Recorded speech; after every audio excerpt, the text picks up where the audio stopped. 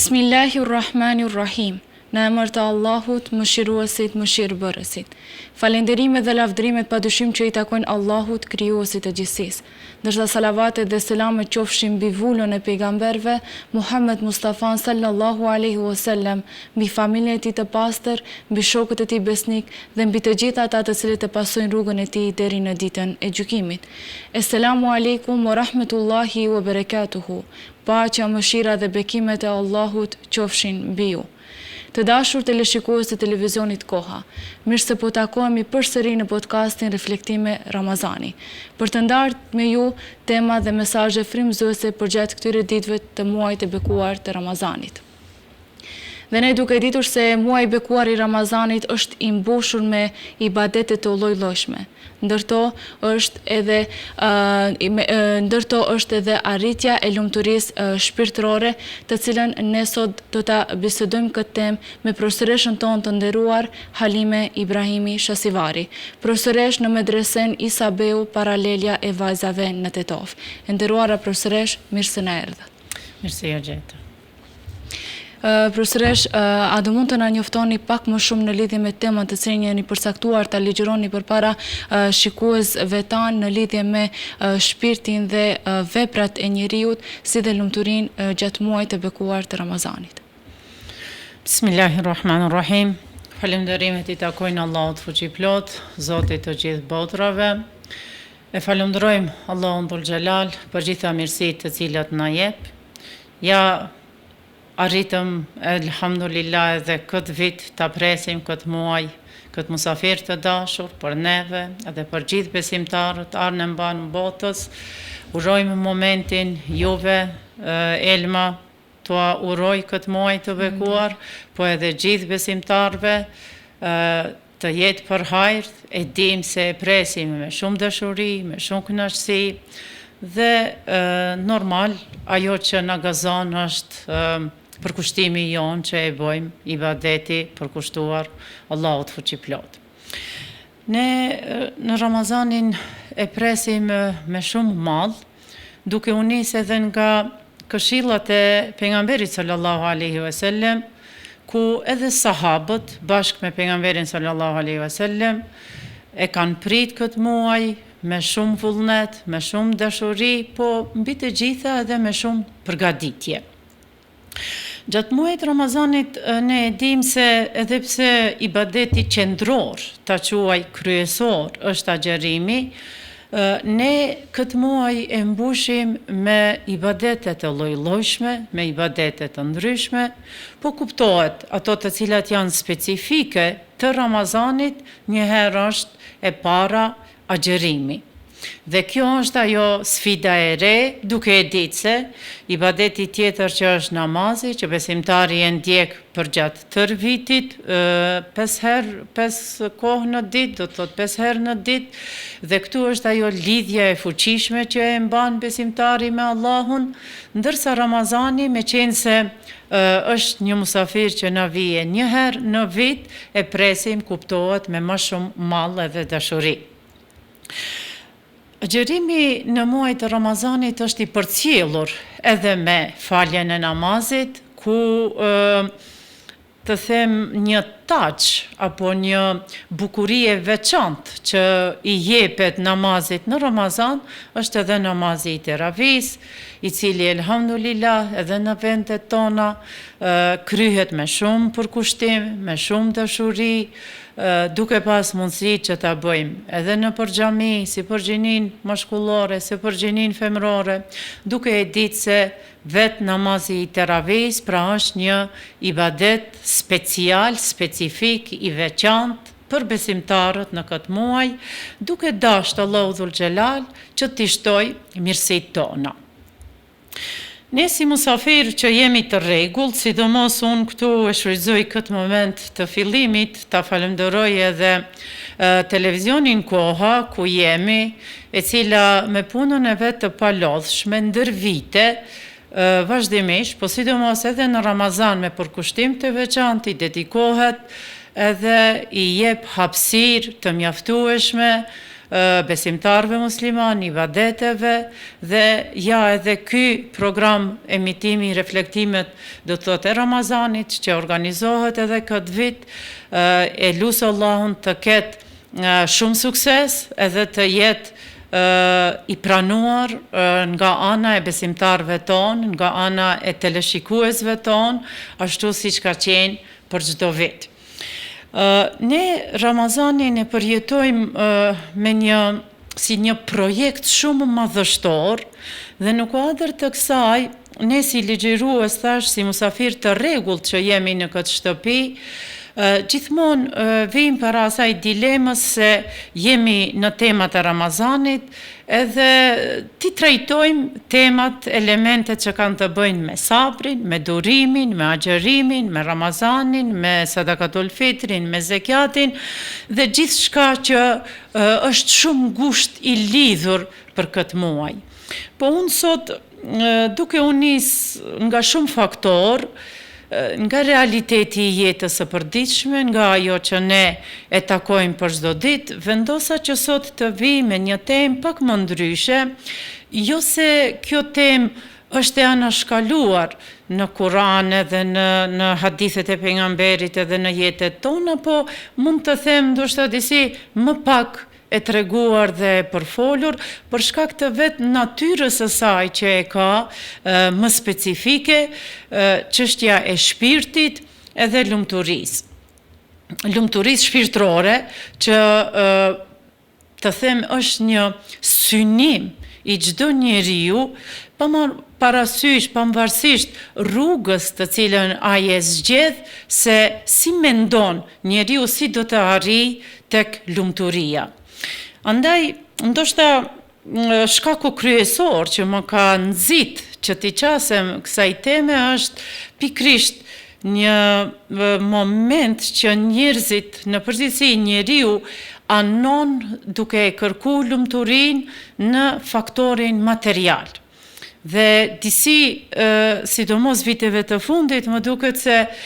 pa marrë parasysh këtu, pavarësisht moshave, pa ju dediku moshave më të hershme, të mesme apo më të vonshme, njeriu në përgjithësi mendon se punon, vrapon mbas ekonomikës, mbas materiales, të siguroj këtë, të siguroj atë, dhe duke i siguru këto do ta gjej lumturinë. Ndoshta është ky shkaku që më nxiti që t'i qasem temës dhe t'i kthehemi pikrisht, ashtu siç edhe emërtohet, titullohet pra emisioni reflektime kuranore, të reflektojmë pra mbi këtë temë edhe të nxjerrim edhe mesazhin në këtë muaj të bekuar. Tema është shumë e gjerë, po do mundohemi edhe përmes pyetjeve, edhe përmes ca ajeteve kuranore konkretisht që na ka treguar Allahu dhul xhelal, ta prekim, po më tepër është ta marrim si mesazh edhe si moment reflektimi për të përfitu, ashtu siç edhe thash se Ramazani është projekt madhor, ne brenda këtij projekti madhor, ku është shumë dimensional, pra unë sot do t'i ndalem vetëm aspektet shpirtëror. Po për ta bërë edhe pak një hyrje pak më të qartë për teleshikuesit tanë, Ramazani ndikon në edukimin e njeriut, si me vetë ibadetin e vetë primar, final, kryesor që e ka agjërimin, po ashtu siç thash duke ja bashkangjit edhe namazin e teravis, namazet e rregullta që i bëjmë, sidomos kujdesi këtu që bëhet, sidomos në Ramazanin Sherif, falja e namazit të sabahut në xhami pas kohës imsakut apo sifirit, dhe krejt kjo pastaj reflekton pozitivitet tek jeta e njeriut, njëra pas tjetrës, Reflektimi i edukimit, konceptin që e ka Ramazani edukim, do të kisha dash ta veçoj se ne i kemi qendrat arsimore, i kemi shkollat, i kemi tituj shkencor, i kemi magjistratura, doktoratura, të arritura, do të thot arsim jo formal, të gjitha këto njeriu e ka një autor, e ka një profesor, e ka një mentor, e ka një edukator prijës i cili e prin në atë kurs resursa po njohuri, mirë po këtu Ramazani është shumë interesant se këtu Ramazani na edukon dhe autor, edukatori është Allahu fuqiplot, fjala e Allahut fuqiplot, Kurani Kerimi, dhe qasja e njeriut është shumë më ndryshe. Se ai e din niyetin në syfyr kur e bën, se këtë nijet e bën. Jo për institucionin, jo për doken tjetër, jo për njerëzit, jo për t'ju rrit paga mujore, jo për të pas ndonjë përfitim tjetër, i vetmi qëllim dhe synim niyeti i pastër është niyeti për Allahun. Dhe këtu ne me këtë nijet në parim, duke fillu me agjerimin e Ramazanit, e vëndojmë në vetdijen tonë se Allahu është edukatori jonë, se Allahun e pranojmë për krijuesin tonë, se Allahun e pranojmë për mësuesin tonë, dhe këtu fillojnë gjitha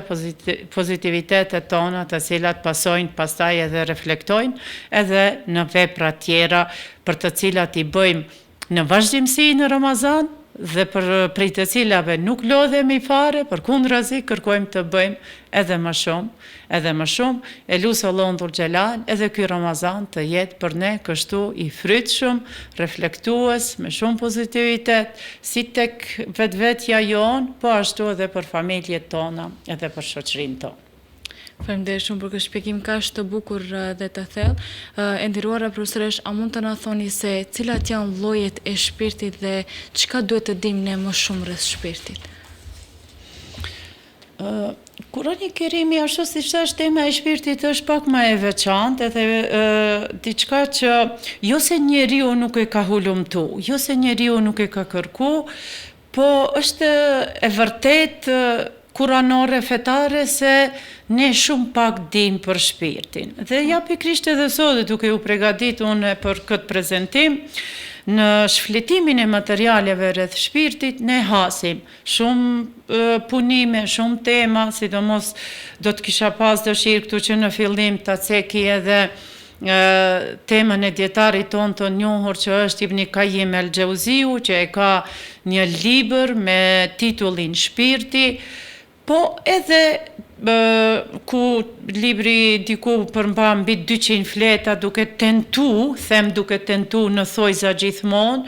se është e pamundur njeriu të depërtoj edhe të di me përpikmëri gjithçka çka ka të bëjë me shpirtin. Dhe është interesante se ne, sidomos teologjia, pra njerëzit fetar, duke e ditë se jeta jonë është gjithëpërfshirë, se prek gjitha temat edhe nga kjo botë, po edhe nga bota e fshehtë, të cilat ne si teologi quajmë gaibijat, gjërat e fshehta, dhe duke fillu ne këtu prej besimit në Zot, në melaqet e Zotit, të cilat përsëri për ne janë temë e gajbit, janë krijesa të padukshme për syrin ton, vazhdojmë, do të thotë, dita e gjykimit, shumë elemente, vdekja, varri, përgjegjësia para Zotit, po këtu njëherë ajo sfida kryesore që e sfidon njeriu çështja e shpirtit. Nga erdhi shpirti, ku shkon shpirti, çka ndodh me shpirtin, pasi që me laqet e marrin, pyetje, dhe këtu pastaj kemi zhytje të thella, diskutime, analiza, studime, për të cilat normal se duhet njeriu edhe besimtari të zhytet. Unë them, për ta dëshmuar ne njëherë nuk kemi fare dyshim a kemi ne shpirt. Çdo gjallëes, krijesë ka shpirt. Po çka ndodh me shpirtin, pastaj ja kemi ne, nuk kemi informata. Allahu thot, ua kemi dhënë shpirtin, pastaj thot vije meleku, ua merr shpirtin, po pastaj detajet, ku e dërgon, si e dërgon. Kur dërgohet njeriu te varri, a ja kthen shpirtin me njëherë,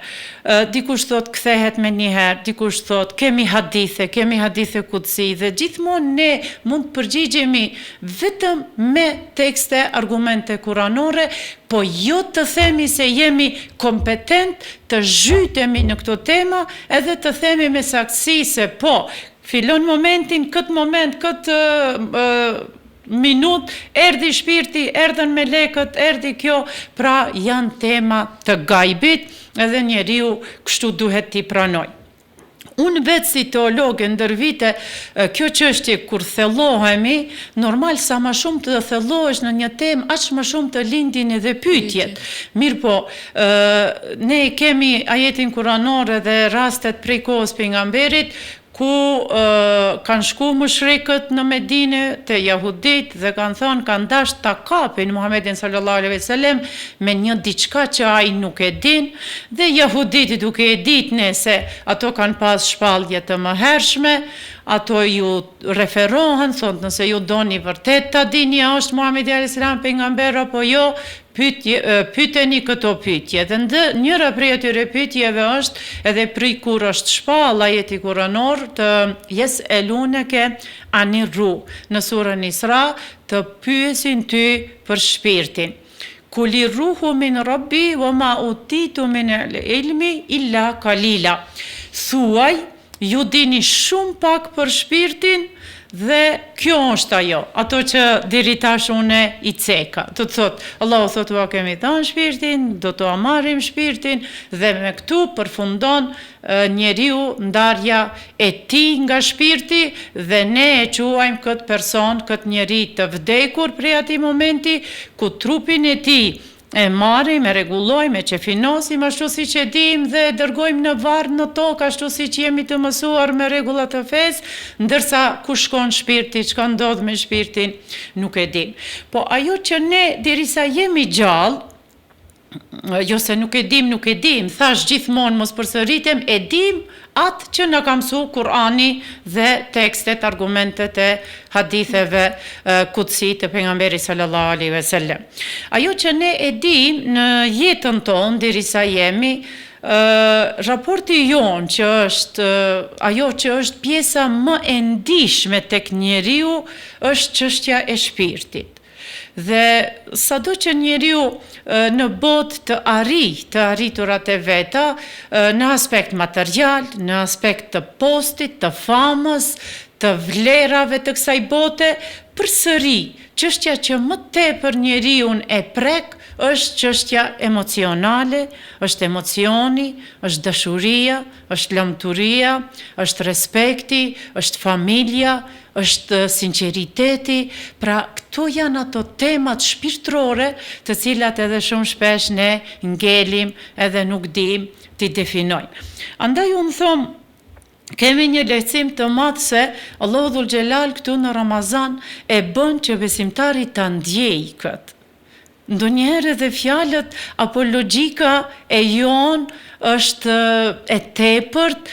para një sejdë të një besimtari që e bën në një namaz të teravive, apo i ulur në një skaj të një xhamie, apo në shtëpinë e vet, me Kuranin në dorë, me fjalën e Allahut, duke e lexuar një ajet, e ai lën shumë gjurmë të thellë në shpirtin e besimtarit. Kjo është ai emocion, kjo është ajo lumturi, kjo është ajo për të cilën na thirr Allahu dhul xhelal që ta kalojmë këtë muaj pra me ibadet, për ta ndjej adhurimin, jo për ta sqaru, jo për ta komentu, jo për t'i dhënë vlera logjike, po për të qenë prezent para Allahut me zemër edhe me shpirt. Yeseluneke ani ruhi, kuli ruhu e sqaron, po gjithmonë unë e them këtu sot, ne vetëm do të prekim shumë elemente.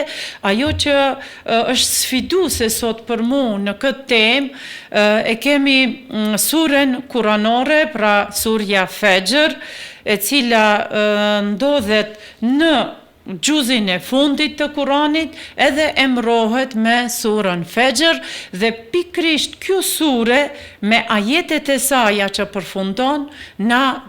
jep shumë përgjigje të kësaj teme të shpirtit, të lumturisë, pra të veprave të mira që i bën besimtari në këtë muaj, dhe ato e bëjnë atë të ndjehet i lumtur, të ndjehet fatbar, të ndjehet i kënaqur me Allahun dhul xhelal. Dhe është interesant shumë se kjo sure kuranore ndodhet në fund të Kuranit, edhe pse ne jemi në fillim të Ramazanit, jemi duke i shiju ditët e agjerimit, ditët e ibadetit, njeriu gjithmonë kur e fillon një vepër, një punë, synimi i tij gjithmonë o finalja. Kur nisish si studente në fakultet, e ke atë gëzimin e kënaqësisë se je brucosh, se ke marrë indeks, se ti mo je student, e ke harruat lodhjen e shkollës mesme, mirë po synimi jot në vazhdimsi i gjatë lodhjes tënde është diploma. Ajo finalja, ajo është ai emocioni, ku atë ditë mo ti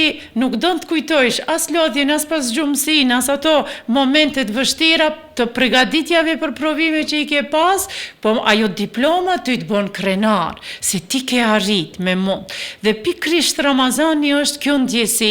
që Allahu e kërkon prej besimtarit. Pra e fillojmë me shumë emocion pozitiv, kërkojmë prej Allahut, ulemi për Allahut, bëjmë ibadet, kërkojmë prej Allahut mirësitë tona, kërkojmë falje, kërkojmë istikfarin, kërkojmë të na i pranoj lutjet, ibadetet, sadakat, gjitha ato punë të mira që i bëjmë, ajo lumturia që ndjejmë në shpirt na bën krenar se Allahu për besimtarin që e kalon këtë muaj kështu në adhurim, na ka premtuar Xhennetul Firdausin, shpresë e cila neve na mban gjithmonë të ndjejmë lumturi thellë në shpirtrat tanë. Andaj për të arrit që ne t'i kuptojmë, pra ajetet e fundit pra të surës Fajr, unë patjetër e kam të ndalem shumë shkurt përsëri i them te llojet e shpirtit të cilat i përmend Kurani Kerimi, e kemi nefsun emaretun bisu, shpirti i cili anon ka e keqja, nefsul lawame, shpirti qortues, ku këtu kemi vetë njeriu pasi që e shef se është zhyt në ndonjë vepër të keqe, ai me emocion, me ndjenjën e vet e gjykon vetveten. Qa mu dash mu kjo ta bëj? Pse unë e ula veten aq shumë edhe e bëra kët? Pse unë e ofendova? Pse unë i mora pasurin? Pse unë i hina ndërhake kështu me radhë? Pra njeriu në ndërgjegjen e vet e ka kët shpirtin pra qortues që reflekton mbi vetveten e vet dhe pikrisht ky agjërim, ky Ramazan, niyeti, sinqeriteti jon para Zotit na bën që ta aktivizojmë këtë shpirt ton të dytin, pra nefsul lawame, edhe në fund lloji i tretë i shpirtit është nefsul mutmainne, shpirt i qetësuar. Shpirt për cilin ky është synimi jon, ky është synimi i besimtarit, ky është synimi i agjëruesit dhe ta shohim në fund të surja Fajr se çka është nefsul mutmainne.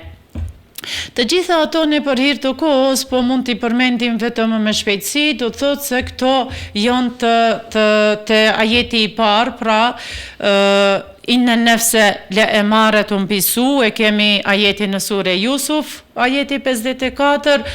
lloji i dytë nefsul lewame e kemi në surën Kijame, ajetin 3 pra të surës Kijame, edhe e kemi pra shpirtin qetësues, i cili është në surën Fajr, sure të cilën e përmendëm edhe më herët. Nëse më lejohet vetëm edhe shumë shkurt, para se të shkojmë te pyetja tjetër, do kisha dash t'i shohim edhe një herë këto, është mirë besimtari gjatë këtij muaji ta kemi këtë parasysh, duke na premtuar Allahu dhul xhelal edhe në ajete tjera, kad efleha men zekjaha wa kad khabe men desaha, ka shpëtuar ai i cili e pastron shpirtin e vet dhe është i humbur apo është i rënduar apo është i demoralizuar ai i cili nuk e ka shpirtin e pastër. Dhe pikrisht këtu do t'i kthehem asaj hyrjes në fillim që e bëra të temës, se sot e kemi një njeri i cili është përplot i mbushur me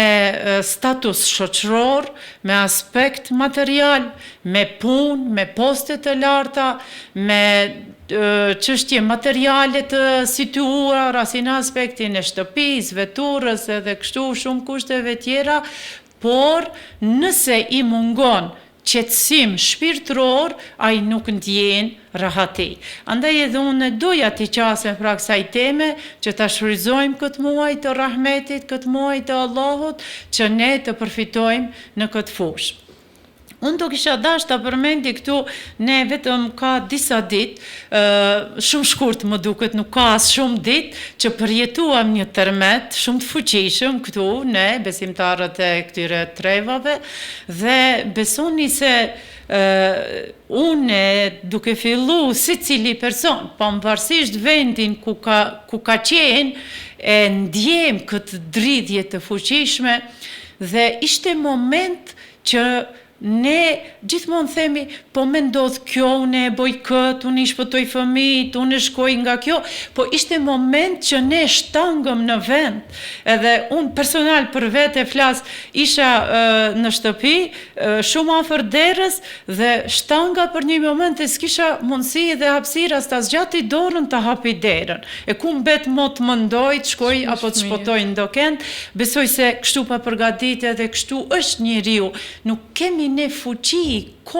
moment që të veprojmë diçka. Sado që atë aspektin teorik më herët e mendojmë, me ndodh kjo, po kjo është në momente qetësie. Pra fuqia e Zotit është aq e madhe, dhe thash pikrisht ky tërmet na bëri që të na dridhet zemra, sado që ne e shifnim e ndjenim se shtëpia muret lëvizin, ne ishim stabil, qëndronim në vend, po zemra jonë dridhi shumë fuqishëm. Është emocion për ta kuptu fuqin dhe madhrin e Allahut fuqiplot. Andaj, njeriu pra çështja e shpirtit është kjo. Njeriu duhet t'i ndjej gjërat me shpirt, jo t'i jepet asaj materiales, dhe ajo që mu, sidomos, më bën tej mase të lumtur, krenare, me besimtarët tanë, se ne gjithmonë i kemi ato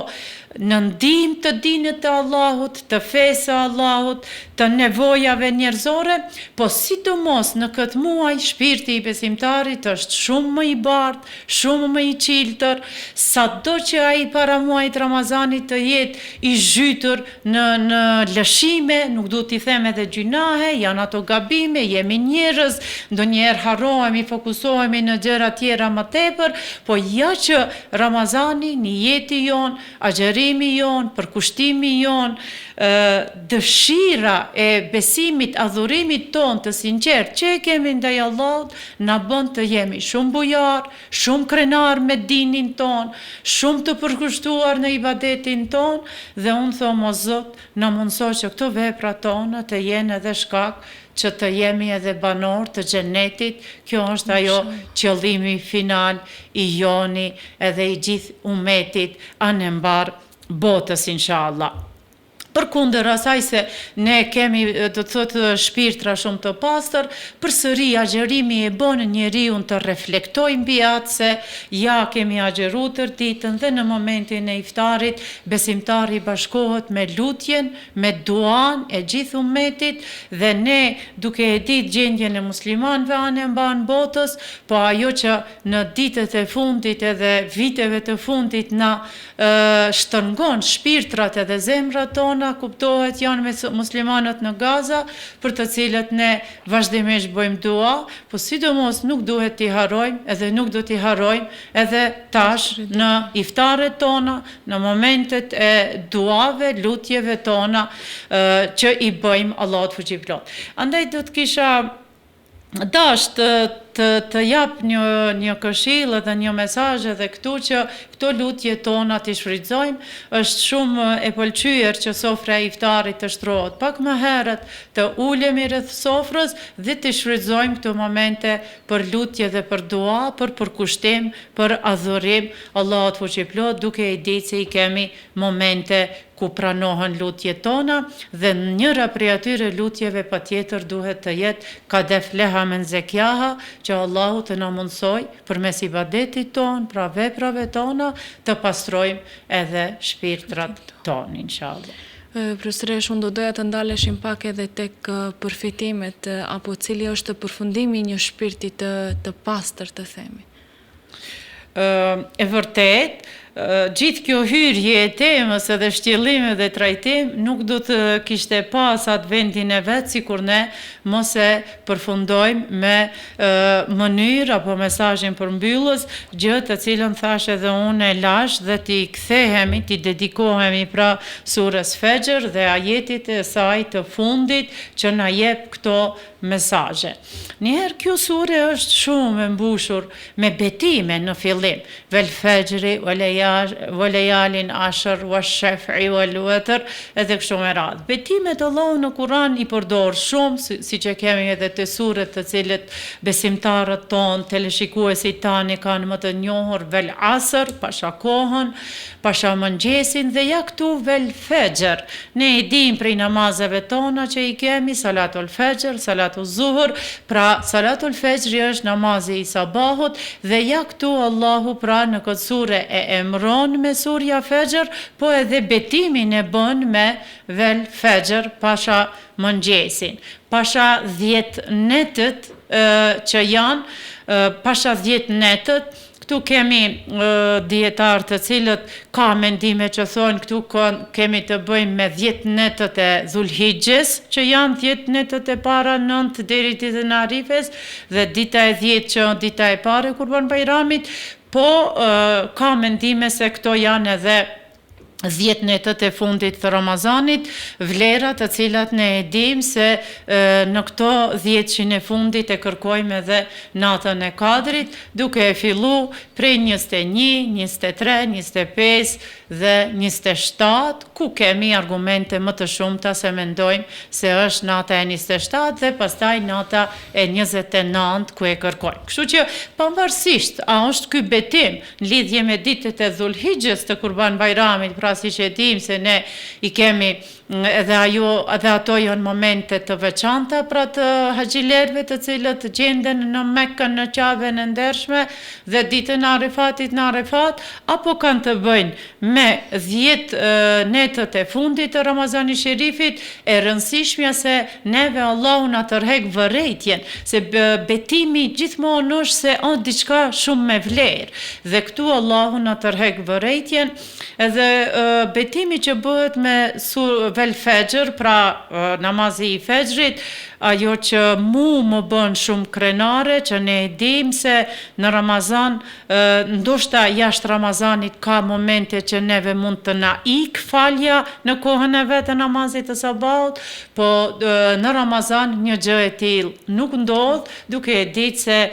zgjohemi më herët, përgatitemi për syfyrin, bërjen e niyetit, presim edhe pak edhe falim këtë namaz në shumicën e rasteve edhe me xhamat edhe me përkushtim, kështu që duhet ta shfrytëzojmë edhe këtë begati pra të këtij muaji të Ramazanit.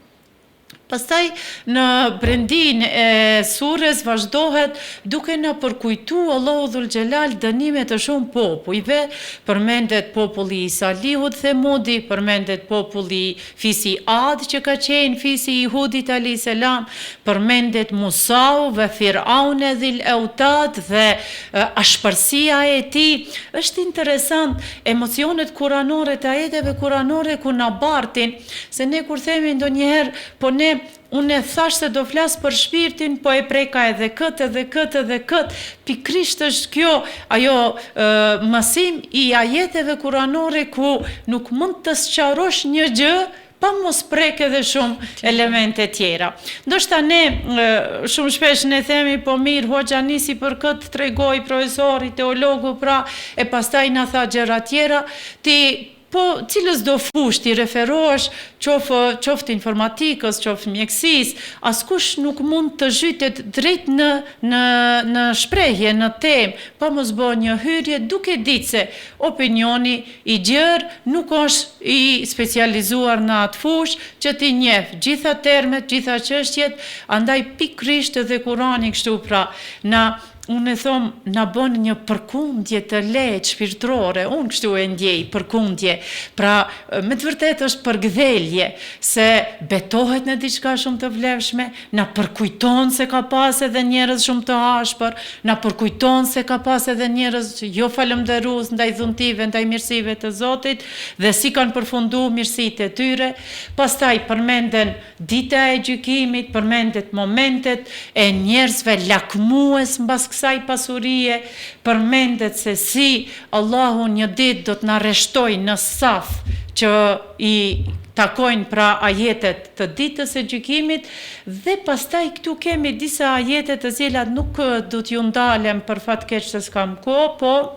ja lejteni qaddamtu li hayati. Njeriu pendimin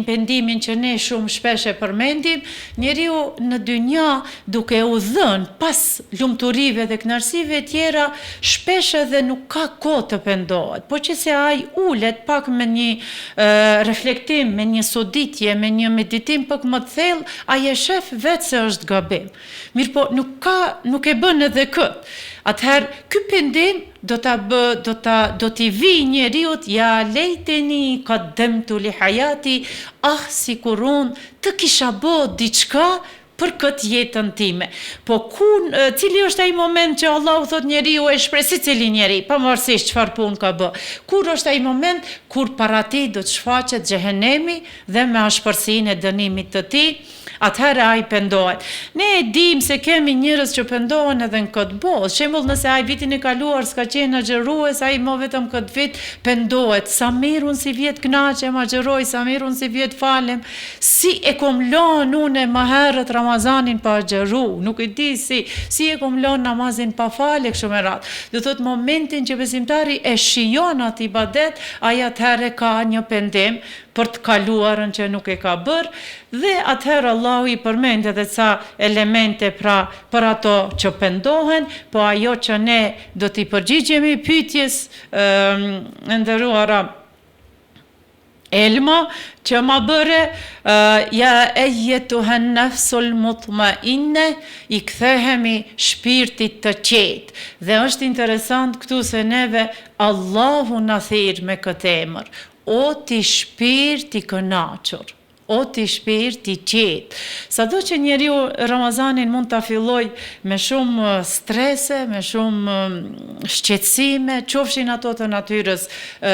fizike, shpirtërore, pavarësisht, ai do të thot në fund gjatë adhurimit, duke kalu ditë pas dite, moment pas momenti, ndjen qetësi të madhe shpirtërore, dhe këtu Allahu e shef sa bukur nuk na thirr, o ti që para Ramazanit nuk falshe namaz, o ti që nuk ishe pendu, o ti që nuk ke agjëru Ramazanin e kaluar, po na thirr, ja ejetuhen nafsul mutmainne, o ti shpirti i kënaqur. Dhe përsëri këtu nuk thot o ti që ke bën shumë gjumë Ramazan, se ne pikrisht Ramazan shumë pak kohë kemi të bëjmë gjumë në sifir, me angazhimet ditore kështu me radhë, po na thot o ti shpirti i kënaqur. Dhe këtu do të kisha dash të besoj se nuk jemi edhe shumë me kohën se di si jemi. Njerëzit, ja tash ne kishim elhamdulillah, falenderoj Allahun, mundësin në muajin janar me shumë motra besimtare edhe besimtar të jemi në ibadetin e umres bashkarisht në Qa'ben e ndershme edhe në Medinën e pejgamberit sallallahu alaihi wasallam, ku bëjmë ibadetet, reflektimi, namazin në ato vende të shenjta, na jep një ndriçim të veçantë, kënaqësi të veçantë shpirtërore, dhe vazhdimisht kur unë i kontaktoj umregjit, duke i ditë edhe moshat e tyre më të thyera, a jeni lodh, harrohet lodhja, e rëndësishme se jemi kënaq. Pra, kjo është ajo që na thirr Allahu, kënaqësia shpirtërore ta arrijmë në këtë muaj, e lut Allahun dhul xhelal. Irji'i ila rabbiki radiyatan mardiya. Kthehu te Zoti yt ti i kënaqur me Allahun edhe Allahu i kënaqur me ti. Ky reciprocitet është shumë i rëndësishëm se ne kemi shumë raporte, shembull prindi është i kënaqur me fëmin, po fëmia nuk është i kënaqur me prind. Profesori është i kënaqur me nxënësin, po nxënësi studentis është i kënaqur me profesorin. Nuk kemi raport të dyanshëm, nuk është kënaqësia e dyanshme. Këtu Allahu thot radhiyatan mardhiya, kthehu o ti robi im, unë jom i kënaqur me ty, po edhe ti je i kënaqur me mu. A kur është besimtari i kënaqur? Kur ai e din se e ka dhënë zeqatin, e ka dhënë sadakan, e ka xheru Ramazanin, i ka bë krejt ato, shumë ndjehet i lumtur para madhrisë së Allahut. Fadkhuli fi ibadi, ti prej sot o robi im je në mesin e robërve të mi, dhe kjo është ajo accesi të them, regjistrimi, hyrja shumë e rëndësishme për një besimtar. Allahu këtë të na mundësoj inshallah. Ne e dim se ne ndonjëherë kemi dëshirë të jemi student në atë fakultet, në këtë fakultet kemi acces, në këtë faqe, në këtë, po kriteret janë shumë të repta dhe ne nuk mund të hyjmë atje. Dhe këtu Allahu thot, o ti robi im, o ti shpirt qetësues, përmes këtyre që i bëre në këtë muaj, fadkhuli fi ibadi, ti je tash në grupin e robërve të mi të dashur, pejgamberëve të mi, njerëzve të mirë, sahabëve të nderuar e kështu me radhë. Allahu të na mundsoj ky Ramazan të jetë i mundur që për ne, përmes ibadeteve tona, të kemi regjistrim, të them, acces, hyrje pra në këtë grup që na thirr Allahu, wadkhuli jannati. Amin, inshallah. Dhe urdhroni hyni në xhennetin tim, Allahu nasip të na bëj, wadkhuli jannati, urdhroni hyni në xhennetin tim. Ky është qëllimi final i besimtarit, edhe unë kisha dashur me këto, pra këto ishin edhe mesazhet e mia për fundi, do të thot për besimtarët, duke mos dashur të shtoj asgjë më shumë, po ti kemi këto ajete kuranore, synim tonin gjatë këtij muaji, për të arrit shpirtin e lumtur, qetësinë shpirtërore, kënaqësinë shpirtërore, dhe kjo të jetë synimi jon final i këtij Ramazani inshallah. Profesoresh, ne ju falenderojmë shumë për këtë mesazh kaq të bukur dhe frymëzuese të cilat juve i ndat me ne. Neve po ashtu edhe ju falenderojmë që e pranuat ftesën të jeni pjesë e podcastit ton. Lutim Allahun xhaleshon që Allahu t'ju shpërblej me të mirat e tij të pafundme. Amin, inshallah, ju falenderojmë edhe neve. Unë personalisht ndjej krenari që ndër vite tashmë i kam përballë edhe nxënëset tona, interesantet, të cilat ja jeni pra në këtë detyrë, në këtë shërbim, dhe nuk ka krenari më të madhe të një profesori se ta të ketë përballë një student, një nxënës, pra me cilin kanë kalu bashk rrugtimin e dijes. Gjithmonë ju dëshiroj vetëm suksese në studime dhe në angazhimet e tuaja të mëtotjeshme. Duke e falënderuar edhe shtëpinë, pra TV Kohën, për mundësitë që na jep. Wassalamu alaikum wa rahmatullahi wa barakatuh. Të dashur teleshikues, kjo ishte e gjitha për sonte nga podcasti Reflektime Ramazani. Ju falenderoj që ishit me ne dhe na ndoqët deri më tani. E deri në takimin e radhës, Assalamu alaikum wa rahmatullahi wa barakatuhu.